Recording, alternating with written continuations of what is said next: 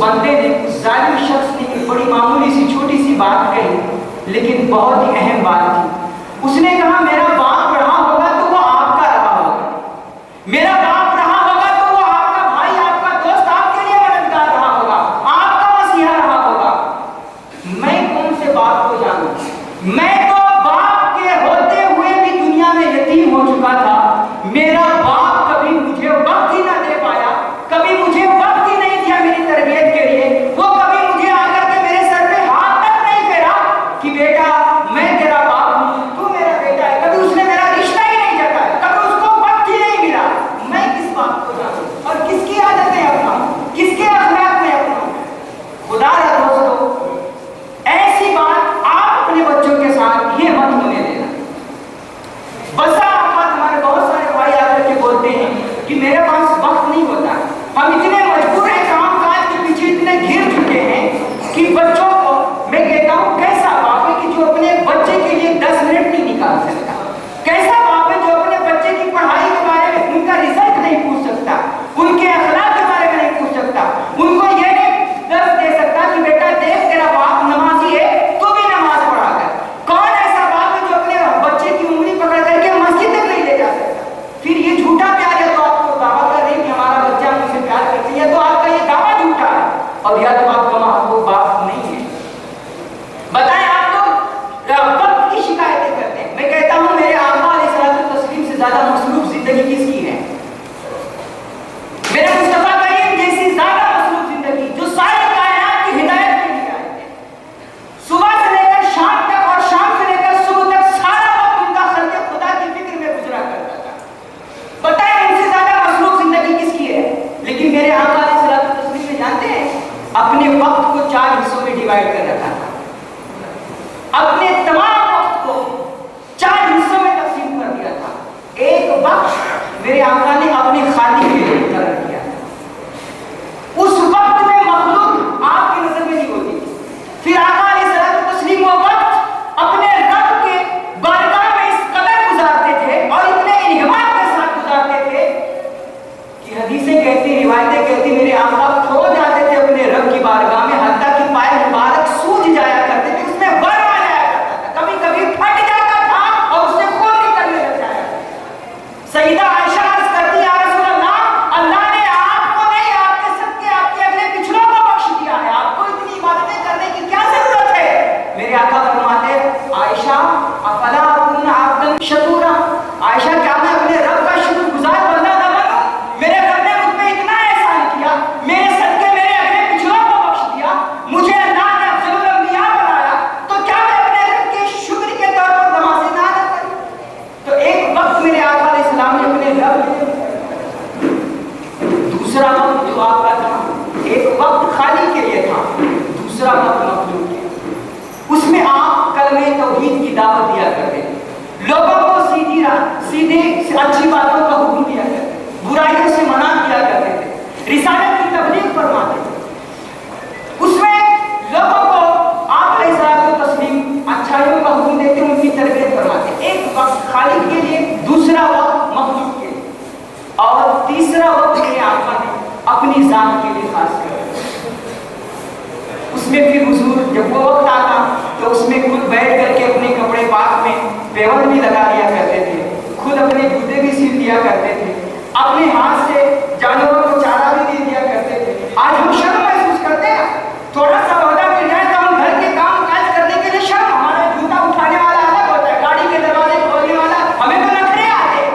میرے آقا علیہ الصلوۃ والتسلیم نے ایک وقت صرف اپنی ذات کے لیے مقرر کر رکھا تھا اور اس میں اپنا کام کاج کیا تھا۔ اور تیسرا جو چوتھا وقت جو تھا، وقت کا جو چوتھا حصہ تھا، وہ آپ نے اپنے گھر والوں کی اس وقت کسی سے کوئی تعلق نہیں، بس سارا وقت آپ اپنے گھر والوں کو دیا کرتے، ان کی اصلاح، ان کی تربیت، ان کو اچھے اخلاق بتانا، اچھی عادتوں سے ان کو سنوارنا۔ یہ میرے آقا کی زندگی جو ہمارے لیے نمونہ ہے، جو ہمارے لیے ماڈل بن کر کے دنیا میں تشریف ہے۔ ہم کہتے ہیں ہمارے پاس وقت نہیں ہے، ہمارے پاس وقت نہیں ہے۔ اللہ فرماتا یاد رکھو لوگوں، تم خود بھی جہنم سے بچو اور اپنے گھر والوں کو بھی جہنم سے بچاؤ۔ کہیں ایسا نہ ہو کہ ہماری بھی بعد میں ہم روتے بھی ہیں، آج بہت سارے ہمارے بھائی पीर मौलवी के पास जाते हैं, इमाम साहब के पास जाते हैं, तावीज़ बनाओ, बच्चा हाथ से निकल गया। यार आपने बचपन में अपने बच्चे को एहसास तक नहीं दिलाया कि मैं तेरा बाप हूँ और मैं तेरा जिम्मेदार हूँ। कभी उसके दुख दर्द को आपने समझा नहीं, कभी उसकी खुशियों में शरीक नहीं हुए, कभी उसके गमों में आप शरीक नहीं हुए। फिर आप कैसे कह रहे हैं बड़े होकर के, वो जब बच्चा बड़ा होगा तो आप कहते मेरे हाथ से निकल गया। आपने अपने हाथ में रखा ही तो अपने बच्चों को। इसलिए खुदा के वास्ते अपने बच्चों को ना ज्यादा, बहुत मसरूफ वक्त है आपका, बहुत बिजी रहते हैं आप, 10-15 मिनट हर दिन आप अपने बच्चों के लिए जरूर निकालें। बहुत सारे पेरेंट्स हैं जो जब हम उनको उनके बच्चों का रिजल्ट बताने के लिए उनको जब बुलाते इन्वाइट करते हैं तो वो मीटिंग तक में आने का वादा नहीं करते।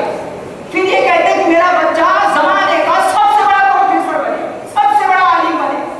जब तुम्हारे क्या तुमने बच्चों को पाल करके पैदा करके असातिज़ा की जिम्मेदारी छोड़ दिया? उनकी जिम्मेदारी परवरिश की आपकी कोई जिम्मेदारी नहीं बनती है? नहीं, आपका हक बनता है कि आप अपने बच्चों को वक्त दें, उनकी कमा हकों पर परवरिश करें, उनकी तरबियत करें, उनके दुख दर्द में शरीक हों और रोजाना आप अपने बच्चों से ये जरूर पूछें कि बेटा आज तुमने एकेडमी में क्या सीखा, बेटा आज तुमने स्कूल में क्या सीखा, बेटा आज तुमने किस गरीब की मदद की, आज तुमने सदका किया या नहीं किया, आज तुम्हारी कितनी नमाजें कज़ा हुई, कितनी नमाजें पढ़े, कितनी नमाजें छोड़े। जब हम रोजाना अपने बच्चों से इस तरह की बातें पूछते रहेंगे तो बच्चा एक न एक दिन ये समझ जाएगा कि अभी घर जाकर के अब्बू अम्मी को जवाब देना है, इसलिए पहले झूठ बोलने से पहले वो काम कर लिया जाए। जब हम उनके जहन में ये पूछ करके जब ये चीज उनके जहन में उतार देंगे तब जाकर के हमारा बच्चा राह रास्ते है। बच्चे अपने वालिदैन से सीखते हैं। सईदे कायनात हज़रत फातिमा ज़हरा सलामुल्लाह अलैहा ये रातों रात सजदे किया करती थी। रिवायतों में आता है कि एक सजदा करती हत्ता कि सुबह नमूदार हो जाती, दूसरा सजदा आपको करने का मौका नहीं मिलता था। एक ही सजदे में सारा वक्त गुजर जाया करता था। ये तरबियत किसकी थी? ये किससे सीखा था? ये सजदों से मोहब्बत किसने डाली थी दिल में? आज हम उठ करके दुआ करते हैं मौला कितनी छोटी रात है कि हमारी नींद भी पूरी नहीं होती है। वो सैयदा अर्ज़ किया करती थी मौला कितनी छोटी रात बनाई है कि तेरी बंदी फातिमा का एक सजदा भी मुकम्मल नहीं हो पाया। कभी कोई एक रात ऐसी तो बना दे कि तेरी बंदी ज़हरा 2 सजदे खुदे दिल से तेरी बारगाह में अदा करे।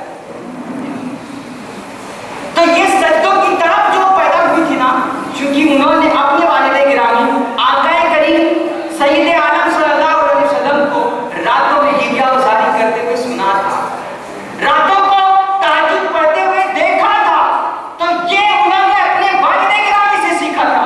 फिर सजदों की ऐसी तरफ पैदा हुई कि एक सजदा भी मुकम्मल नहीं होता और सुन्नत मुराद हो जाए। और फिर सैयदा ज़हरा को ये सजदा करते हुए जब इमाम हुसैन ने देखा, जख्मों से करबला के मैदान में सारा बदन चूर-चूर, नेज़ों और बर्छियों की बौछार, तलवारों के साए करे, रब का सजदा नहीं छोड़ा, क्योंकि उन्होंने अपनी माँ को रात में सजदा करते हुए देखा था। ये उन्होंने अपनी माँ से सीखा था। आज हम बच्चे से पूछते बेटा हम एकेडमी में सिखा के भेजते हैं, बेटा वालिदैन का एहतराम करना है, घर से निकलना है तो वालिदैन का माँ बाप का हाथ चूम करके घर से निकलना है, और घर में जाना है तो वालिदैन के कदम को चूमना है, वालिदैन के हाथ को चूमना है। अब जब हम बच्चा कभी घर से मदरसे आता है, एकेडमी आता है, हम पूछते बेटा हाथ चूम करके आए अब्बू के, तो पता चला कुछ तो कहते कि अब्बू मेरे जागने से पहले ही काम पे चले गए, और कुछ कहते कि हजरत मैं आया मेरे अब्बू भी सो ही रहे थे, मैं किसका हाथ चूम। फिर हम बच्चों को क्या सिखाएंगे? फिर बच्चे क्या बनेंगे हमारे? खुदा अपने बच्चों के सामने गुनाह इंसान है, इंसान से खताएं होती हैं, लेकिन बच्चों के सामने ऐसी हरकतें ना करें कि जिसकी वजह से बच्चों पे बुरा असर पड़े। मैंने बहुत सारे हमारे भाई हैं और बच्चे आते हैं, उनसे पूछते हैं उनके सफाई सुथराई का, जैसे तैसे उठे मुंह धुल करके पहुंच गए, ना जब्बा साफ है, ना वो गुस्ल करके आए, ना खून बड़े हैं, तो मैं उनका नाम तो यहाँ नहीं लूंगा, जिनको शौक है वो अपने बच्चे की